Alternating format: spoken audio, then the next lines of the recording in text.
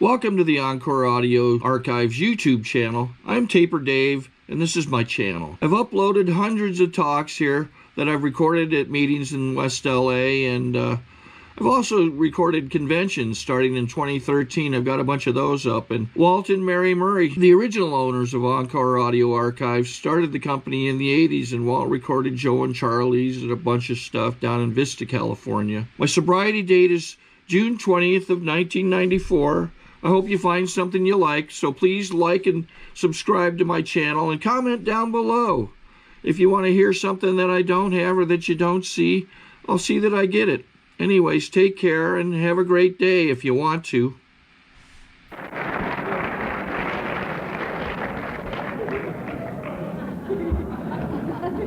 The meeting on anonymity will be held after this meeting. My name is Gene, and I too am an alcoholic. In identifying as an alcoholic, I base that identification on my interpretation of the definition of the word alcoholic, as it's defined in the 3rd chapter of the book Alcoholics Anonymous, where it says that we alcoholics are men and women who have lost the ability to control our drinking. And that's all it says. Feel a little strange up here. I expect these people to stand up any minute and start singing Amazing Grace.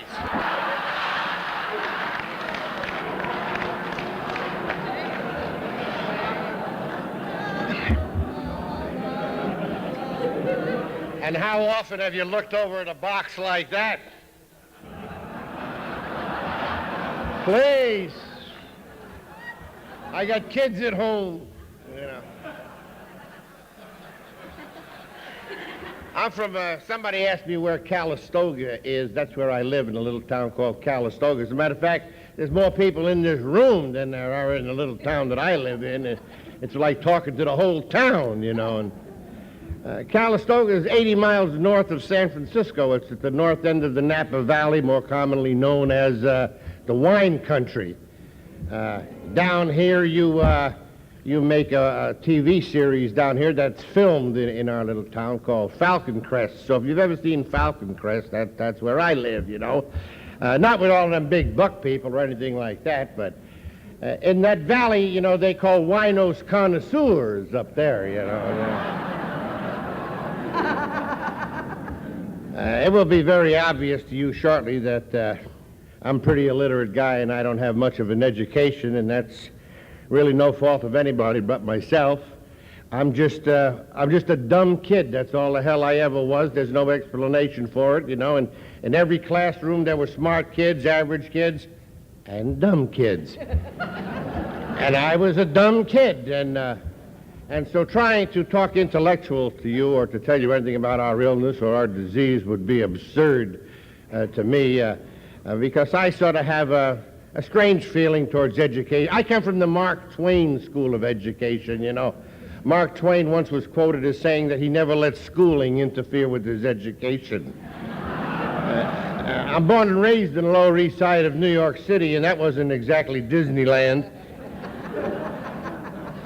But coming down here today as I was driving through the wine country, and then I shot over and I came down through Marin County, and I went past a construction site, and they were building a big new high school there, you know, and they had the sign out in front of it that says, when you hear this, guys, it says, future site of the Francis W. Pennington High.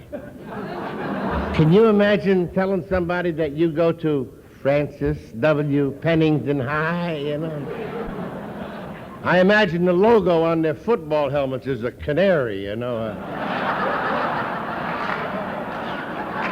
The high school I went to didn't have a name. It had a number. It had, you know. If it had a name, it would have been something like Lucky Luciano Tech or Al Capone Prep, you know. Driver's education in our school was how to leave the scene of an accident.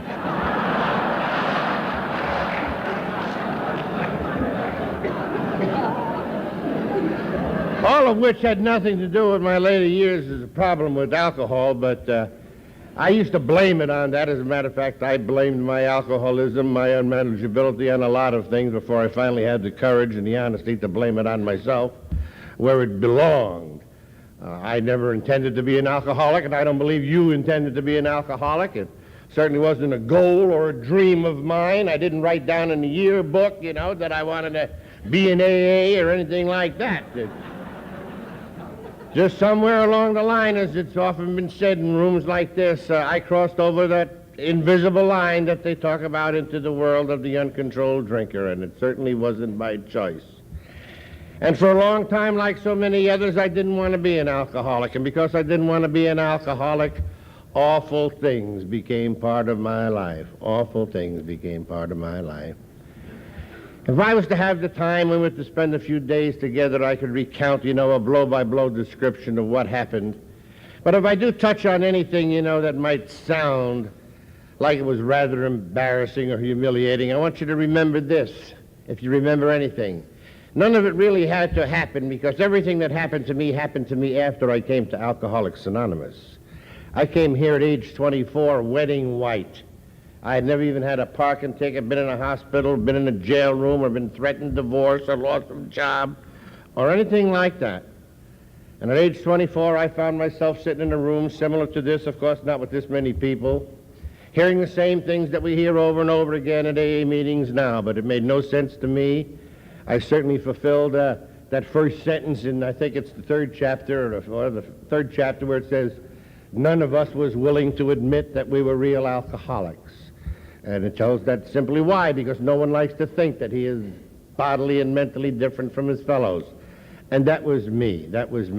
But when the time came when I, like many of you, was literally brought to my knees, with no other choice than I think somewhere I read once it says that a dilemma will generally precede our decision as to whether to continue on in our madness or reach out for the recovery.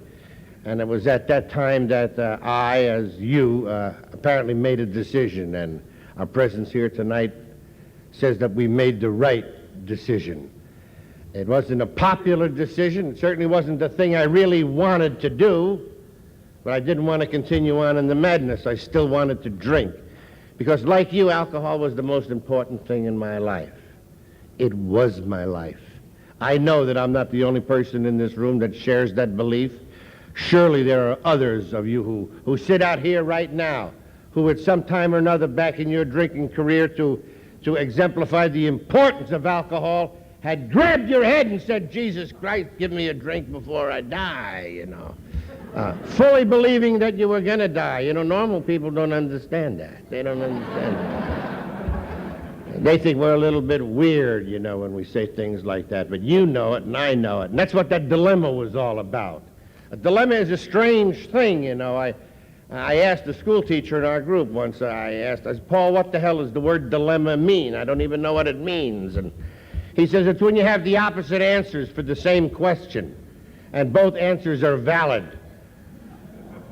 Well, I figured he was going into the early stages of male menopause or some damn thing, because how the hell can you have the opposite answers for the same question? Until I recalled in my own inventory of a horrible time in my life, of a morning in my life.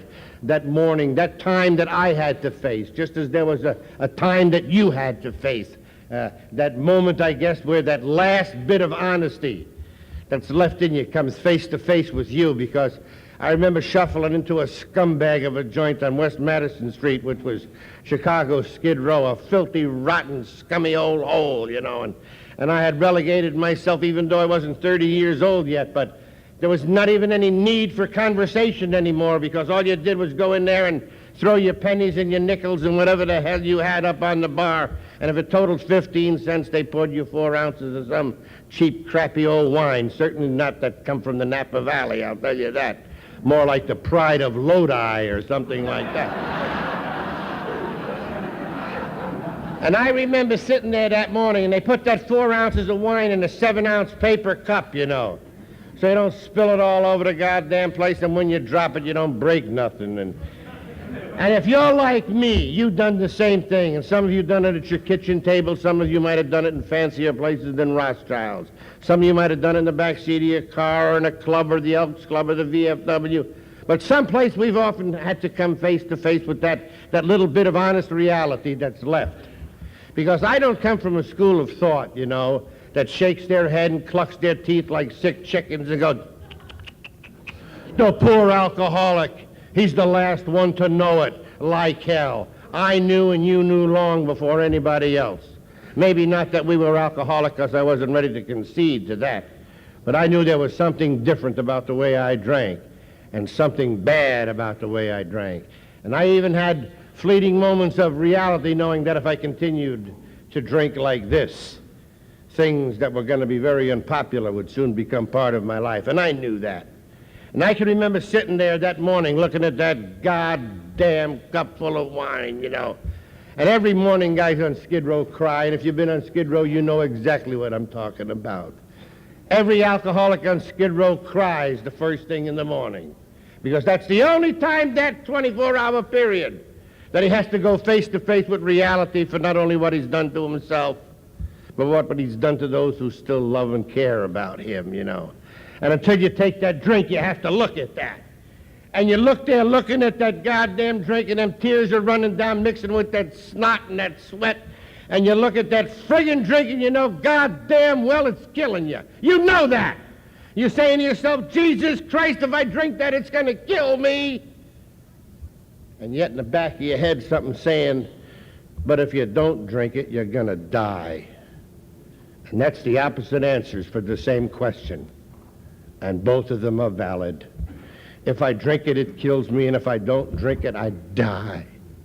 And it's a time like that that we're forced, you know, to make some kind of a decision. Some of us continue on in that madness for a while. Some of us seek out those environments that the book talks about, an environment that will tolerate, you know, our way of life, you know, persisting, as the book says, in an illusion, you know, that somehow, some way, someday, I'll once more be able to drink like a so-called normal person. And that, you know, every time I say that, you know, I sort of get clammy because, you know, I'm not known as a guy that has too much tact. And I'll probably say things here that some of you aren't going to like, you know, and that's all right. That's all right, you know. I've outlived my critics a long time ago, and if you don't like it, you know, that's really your problem. It's not mine. But I only say it out of love, you know, because of the total dedication I believe I have for this program and the sincere belief, you know, that this is a life and death situation, you know. You and I both know that everybody in this room tonight, based on our past experiences, is not finished drinking. There are people in this room right now who are destined to drink again. And that'll be their choice. That'll be their choice. Lady over there is looking at me with daggers, you know, ready to shoot me. And I hope you don't have a gun. Lady, I didn't make those words up. Those words are in the book Alcoholics Anonymous. I'm not throwing a damper on your party. Quote book Alcoholics Anonymous. Despite all that we can say, many who are real alcoholics, by every form of self-deception and experimentation, will try to prove themselves the exceptions to the rule. If some of us didn't return to drinking, it wouldn't be necessary in the book Alcoholics Anonymous to make reference to the fact that many of us participated in countless vain attempts to once more regain that control. Anybody who's an alcoholic, in my belief, that is going to try to drink again is making that attempt to become a normal drinker, a normal drinker.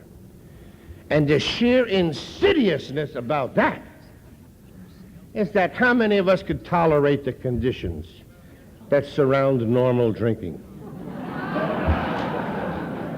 Have you forgot how normal drinkers drink?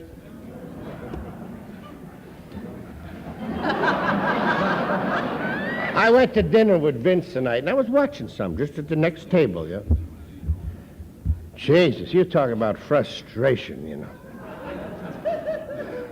They get up and they go home. And they leave half of a drink on the bar. And they say the damnedest things. No thanks. I've had enough. Two's it for me. Let's eat.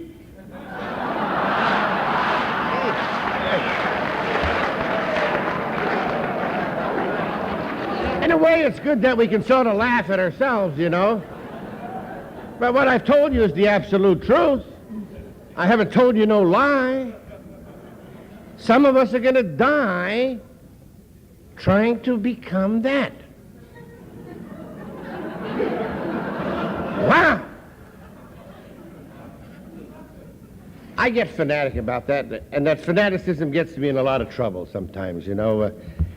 Let me tell you a little incident that happened not too long ago that was very embarrassing, you know. I love to drink. Good God, I loved everything about it, you know. I wouldn't dare mix it with anything. It was too precious to do that with, you know. And I loved the smell of it, and the color of the bottles, and the shape of the bottles, and the stink in the saloon early in the morning when you're the first one in there, you know, and the joyous trickle of somebody spitting on the floor, you know.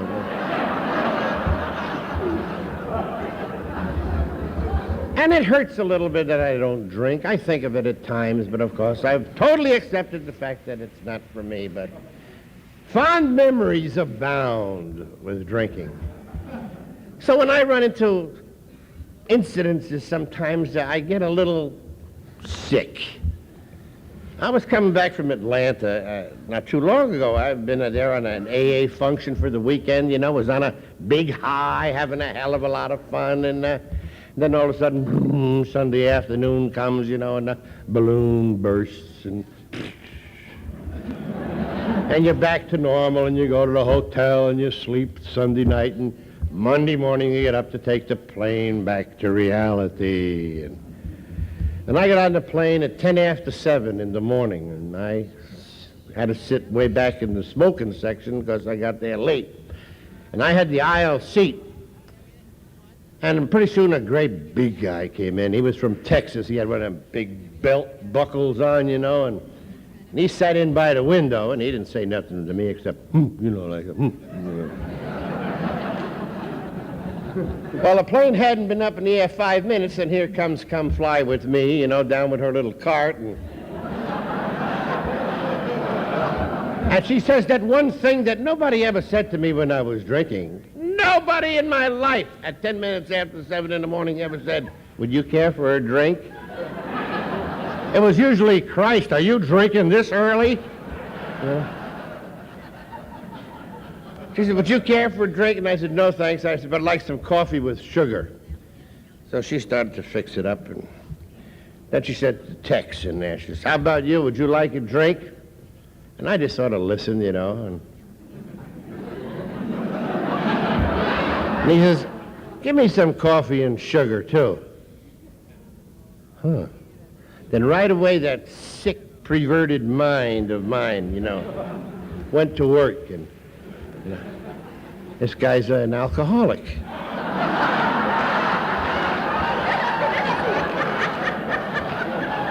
So she had asked him if he wanted a drink, and he had said, no, I'll take coffee. Well, I wasn't going to come right out with it. Some guys are a little touchy about their anonymity, you know. And so I thought I'd play it cute, you know, and she handed me his cup to hand to him, and I took it like that, and I went, easy does it. And he just sort of looked at me, you know, and he dropped his lighter. And I picked it up, and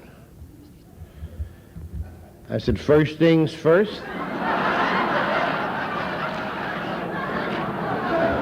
And I forgot, and I still had my name card on when I winked at him, and it said San Francisco. Jesus Christ.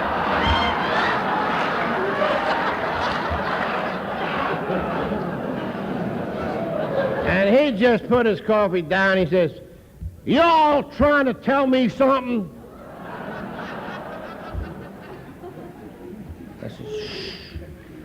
I said, we're in the same club. He said, what in the hell club are you talking about? I said, Alcoholics Anonymous. Well, boy, you talk about a moon shot. This guy went straight up, and he hit his head on that overhead bin there. And at the top of his lungs, he says, God damn! You all trying to tell me I'm an alcoholic? And everybody in the plane turned around. Christ, I wanted to die, you know. And I said, cool it, cool it, cool it. He says, what the hell makes you think I'm an alcoholic? I said, you're drinking coffee. He says, I like coffee. I said, but she asked you if you wanted a drink. He says, I don't need a drink this early in the morning. I said, well, that's because you're not an alcoholic, so you should have one. And he said, what in the hell are you talking about? I said, I'm an alcoholic. I says, but I have to drink coffee because I can't drink. And he said, well, I want the coffee. I said, but you can have a drink because you're not an alcoholic.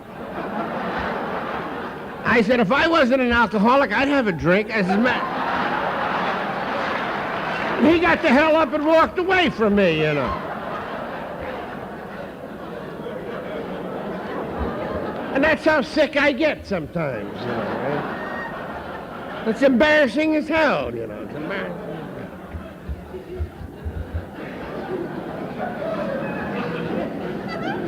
And then often, you know, I'm not going to stand here and recite to you, as I said before, a blow-by-blow description, because there's really no need for that. Where I've been and what happened as a result of my drink, it is important perhaps only to me, you know. It's something that I pray to God daily that I never forget.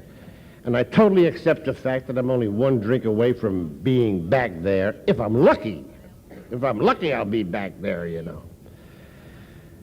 But, you know, a lot of people often ask today, you know, they say, well, how come you don't drink anymore? And I imagine you get asked that a lot. Don't you drink anymore? Wouldn't you like one? I have lunch almost on a daily basis with at a round table in a nice restaurant in a little town called St. Helena.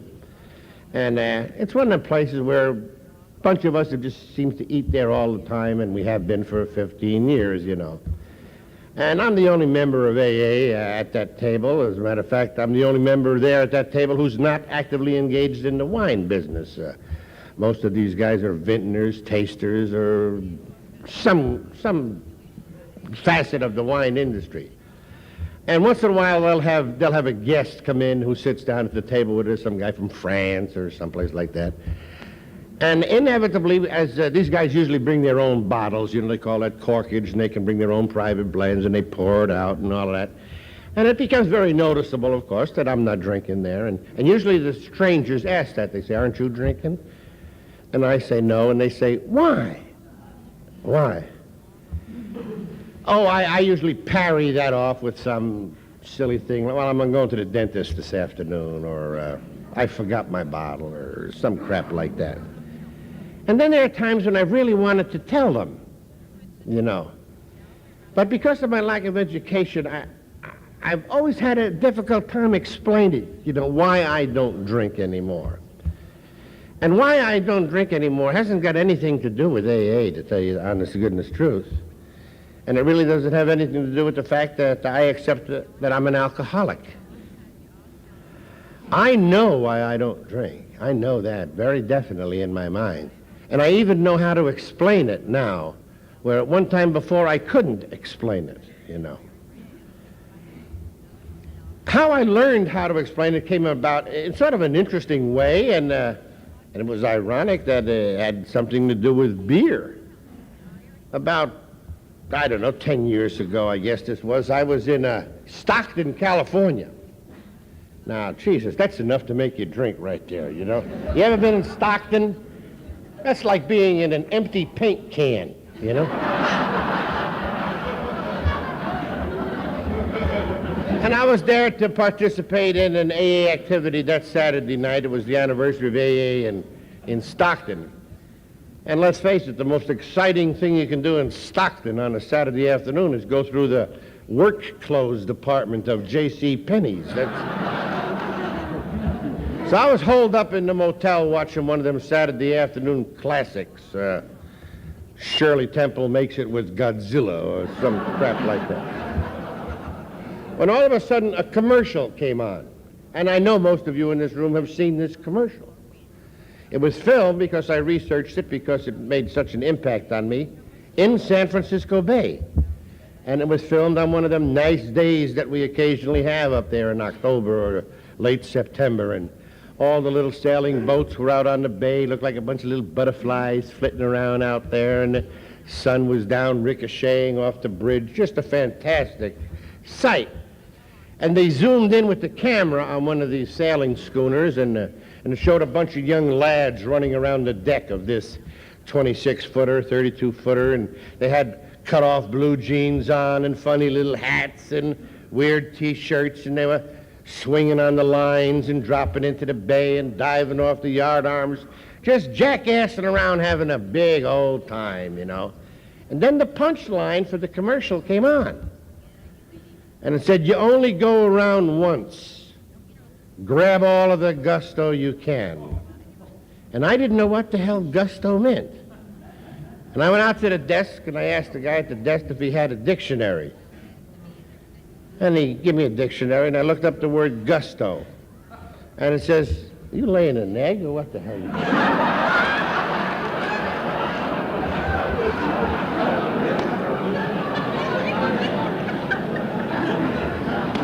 It said gusto. Slang expression for living. You only go around once. Grab all of the living you can. And then I saw and I knew why I no longer drink, why I no longer put needles in my arm, funny stuff up my nose, and smoke brown wrapped cigarettes, and throw them pocket rockets into my mouth. I know now why I don't do that. You see, outside these walls here, outside that door, well, in here for that matter, is the most important experience that you and I will ever witness. It's a thing called life. L-I-F-E. And there's a lot of rules about life. The one we have to keep foremost in our mind is that we're only going to get one shot at it. One time through, that's all you get. And life isn't a VCR where you can put it on rewind or pause or go slow or hold or any of that crap. From the moment life starts, there's some cold facts that you got to be aware of. From the minute it starts, it begins to get shorter. Each unit of time that goes by is a part of our life that is over, done, finished. When we leave here in a few more minutes, those of you who came in here at 7:30, you will be 2.5 hours closer to the end of your life than you were when you came in here. That's right. Now, I don't know about you. I can only speak for myself. And man, I'm a greedy son of a bitch. Because I want all of that life. Man, I want as much of it as I can get. I want to go every place there is to go. I want to see everything there is to see. I want to read everything there is to read, hear everything there is to hear. I want it all. Now, there's nothing wrong with that, as long as I can accept the fact that I'm not going to get it all. But I know this very important thing, based on my own experiences, and based on the sharing of your experiences with me, that I'm going to get more of that life clean and sober than I ever got with needles and booze. I know that. I have already been the other way. And I come up with a big empty hand, came up with a box full of nothing. And now I want it all. Now I want it all. And you set forth in sort of a doctrine called 12 steps. You set forth the thing that I was looking for all of my life and never knew where to find it. I had to fill out some kind of a form here some years ago, and I came to that spot where it said religion. And I automatically started to write down Catholic, because that's what it says on my baptismal certificate. I haven't been inside of a Catholic church or any church for 30 years other than a funeral or a wedding or an AA meeting. Now, I'm neither ashamed of that or proud of that. That's just how it is. And I felt sort of stupid writing down Catholic. So instead I wrote down NA, non-applicable. But then I got to thinking, Jesus, I want to be something. You know, I don't want to be non-applicable. You know? So I went around for about the next 2 years in AA, exploring all facets of religion, searching for a God that I could understand, searching for a purpose, if you may. And I came up empty-handed. I just couldn't understand. One night I came home rather late from a meeting, and as is a custom, I turned on the TV to watch the TV for a few moments, maybe get drowsy and fall asleep. And one of them old classics that usually comes on about 2:30 in the morning was on with Elisa Landy and Frederick March. I believe it was entitled The Sign of the Cross or something like that, but it was about the Roman Empire and the Colosseum and feeding these people to the lions. And in one of the scenes, whoever was supposed to have been Caesar or somebody, he made this big stand and he says, "Send the Christians to the lions." Christians. I'd heard that word all my life, Christians. And it's a nice word. It sounds nice, Christian, you know. I said, what the hell church is to Christians, you know? And I couldn't find any. So I went and I looked it up in the dictionary. You know what the definition of the word Christian is? Good and decent. A Christian is a good and decent person. That's all I ever wanted to be. That's all I ever wanted to be. Good and decent. And I tried to do that with all of that other mood-altering crap, and I came up bad. And then all of a sudden you set forth this doctrine, these 12 suggested steps of recovery. And if just for a minute you take step 1 and just push it aside, the next 11 could very well be called a code of conduct, or how to be good and decent. Look at them steps tonight before you retire and say to yourself, would I like to know somebody who subscribed to this theory? Would I like to know somebody who lived like this? And then you'll know why we try to practice these principles in all of our affairs. I'm convinced that if I can accept those concepts, those steps, if I, as you, can make just a daily attempt, and that's all it's ever asked me to do, to practice those principles in all of my affairs, an asshole like me, a scumhead like me, you know, can at least relegate myself to some level of decency. And I found something out very strange. I found out that as I began to become decent, I began to like myself. And that is very important to egotistical people like you and I, to like ourselves. And then I discovered something amazing, that once I started to like myself, I had no desire to change myself. And because I had no desire to change myself, I had no need for agents that are used to effect a change in myself. otherwise booze, dope, or whatever the hell you want to call it. Because that's all those things ever did for me, and that's the only reason I ever used them, was to change. And now I didn't want to change. And one day at a time I became strong enough to accept that change. And if I was to offer anything here to anybody who was new in here, it would be the results that I have seen in that change all over these United States, all over the world. I have been extremely, extremely fortunate, in my AA experience, because I've been allowed to participate, in AA activities in every state in the United States. And that's no big deal, because there are others who have done that. And in foreign countries, and I know a lot of people in AA, and I've been to a lot of meetings in AA. And in 34-odd years, I guess I've been to 7,000 meetings of Alcoholics Anonymous. And I think I've heard just about everything you could hear in AA.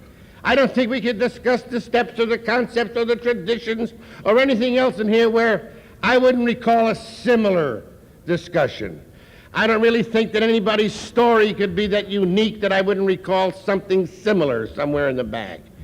With your understanding and my understanding, that I fully realize that I will always be in a continuing state of learning. Right now, I believe I've heard everything you could hear in AA, except one thing. And the thing that I have never heard in AA, to me, has been far more important than anything I have heard. Now, I want to repeat that so none of you have it mixed up, what I just said. What I have not heard in this program has been far more important to me than just about everything I have heard. For you see, I've never heard a sober member of Alcoholics Anonymous, male or female, say that his or her life got worse when they stopped drinking. Have never heard that. And either have you. Either have you. Now, if you want to look at that a little bit closer, who's saying that? Who's saying that when I stopped drinking, it got better? They say there are 1 million of us now, 1 million sober members of Alcoholics Anonymous. You're part of that million. So it's you who are saying that. People who look just like you. You are no different than any of the average members of Alcoholics Anonymous. So imagine, if you can, a hypothetical situation that tonight I've brought with me the remainder of that 1 million. And we got them out here in the parking lot right now.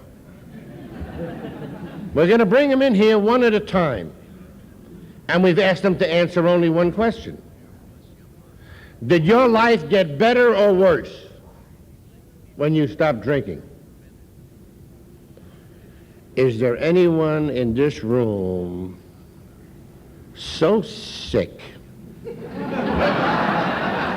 so self-centered, so full of denial that you could deny what the hell you know you'd hear? You'd hear 1 million people just like you say that my life got better when I stopped drinking. 1 million. But recall what I said earlier. Despite all that we can say, some who are real alcoholics, by every form of self-deception and experimentation, will try to prove themselves the exception. Therefore, there'll be that 1 in 1 million. And there's not a casino in Las Vegas, Reno, Tahoe, Atlantic City, or Monte Carlo. There's not an insurance company in the world that would take on 1 million to 1 bet. Nobody covers 1 million to 1 bets, except the alcoholic. Thank you very much.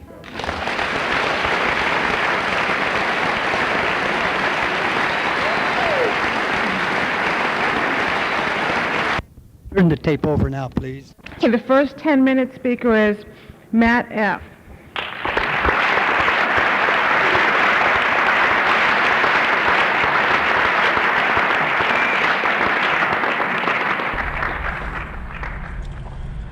Okay, this is how I prepare my drone for launching. I like to do it inside the cab of my truck so I'm not standing outside in the weather. To install the joysticks for control, up and down, right and left, powered on. I have an Android phone that I use to connect it to the drone with. And it's actually controlled through the iPhone, through an app. Oops, wrong way. It's actually controlled through the iPhone, or through this Android phone, through the app. It's actually controlled through the Android phone, through an app, and you connect it through this short connection right here.